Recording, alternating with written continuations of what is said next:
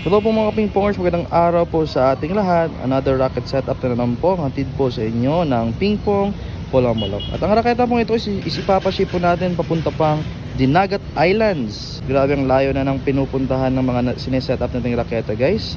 Ang setup po nito, ang kanya pong blade is ito pong 729 ALC carbon blade. Ito po yung tsura niya, guys. Ayan, a budget meal ALC carbon na blade from 729. And ang kanyang black rubber naman po is ito pong Yinhe Saturn. By the way, sa mga nagtataka po bakit po si Yinhe is minsan Milky Way, dahil noon po yung branding po ni Yinhe is Milky Way. So kung magre-research po kayo sa internet kung sino ba si Yinhe, sino ba si Milky Way, sila po ay iisa. At ang kanya pong red rubber naman po is ito pong budget meal rubber from Jola. Ito pong Jola Micron. At syempre may kasama po itong